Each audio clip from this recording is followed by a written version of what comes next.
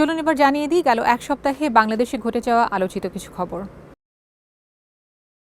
Voter হলেন বিএনপির ভারপ্রাপ্ত চেয়ারম্যান তারেক রহমান। ভোটার তালিকার অন্তর্ভুক্তির অনুমোদন দিয়েছে নির্বাচন কমিশন। এর ফলে নির্বাচনে প্রার্থী হতে কোনো বাধা নেই তার। গতকাল ঢাকা ১৭ আসনের ভোটার হতে আবেদন করেন তিনি। দেন আঙুলের ছাপ, আইরিশের প্রতিচ্ছবি ও বায়োমেট্রিক তথ্য। এদিকে ঢাকা ১৭ আসন থেকে তারেক রহমানের মনোনয়নপত্র সংগ্রহ করেছেন খালেদা জিয়ার একান্ত সচিব ABM আব্দুস সাত্তার। সকালে সেগুনবাগিচায় বিভাগীয় কমিশনারের কার্যালয় থেকে মনোনয়নপত্র সংগ্রহ করেন তিনি। জানান, কাল নির্বাচন কমিশনে মনোনয়নপত্র জমা দেবেন বিএনপির ভারপ্রাপ্ত চেয়ারম্যান। প্রথমবারের মতো গুলশানে বিএনপি চেয়ারপারসনের কার্যালয়ে গেলেন দলের ভারপ্রাপ্ত চেয়ারম্যান তারেক রহমান। দুপুরে কার্যালয়ে পৌঁছালে তাকে ফুল দিয়ে বরণ করে নেন নেতাকর্মীরা। এরপর দলের স্থায়ী কমিটির সদস্যদের সাথে বৈঠক করেন তারেক রহমান। আলোচনা শেষে স্থায়ী কমিটির সদস্য আমির খসরু মাহমুদ জানান, এখন থেকে গুলশান কার্যালয়ে অফিস করবেন তারেক রহমান। আরেক স্থায়ী কমিটির সদস্য খন্দকার মোশাররফ হোসেন বলেন, নির্বাচনসহ সাংগঠনিক নানা বিষয়ে আলোচনা হয়েছে, এতে নির্বাচন কমিশনকে সহযোগিতা করার সিদ্ধান্ত হয়। এবার এনসিপি থেকে পদত্যাগ করলেন তাসনুভা জাবিন। আজ ফেসবুকে স্ট্যাটাসে তিনি এই ঘোষণা দেন। দলটির যুগ্ম আহ্বায়ক পদে ছিলেন তিনি। স্ট্যাটাসে তাসনুভা জানান, জাতীয় নির্বাচনে অংশ নিচ্ছেন না।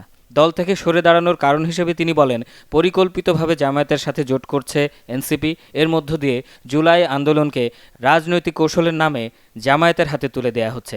তাসনুভা অভিযোগ করেন, এনসিপির শীর্ষ নেতারা নিজেদের মধ্যে রাজনীতিতে ব্যস্ত, তারা কখনোই বাংলাদেশপন্থী রাজনীতি করতে পারবে না। এর আগে শনিবার এনসিপির জ্যেষ্ঠ যুগ্ম সদস্য সচিব ডাক্তার তাসনিম জারা পদত্যাগ করেন।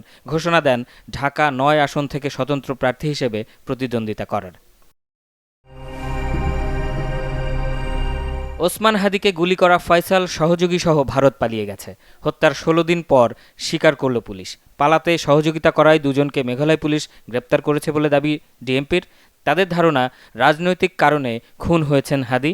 ভারতের বিরুদ্ধে কথা বলায় তাকে হত্যা করা হয়েছে কিনা তাও খতিয়ে দেখা হচ্ছে। আমরা ইনফরমাল চ্যানেলে মেঘালয় পুলিশের সাথে যোগাযোগ করে যেটি জানতে পেরেছি, তারা ইতোমধ্যে পুত্তি ও স্বামীকে গ্রেফতার করেছে। আমরা সন্দেহ করি আসামিদ্বয় অবৈধ পথে সীমান্ত পাড়ি দিয়েছেন।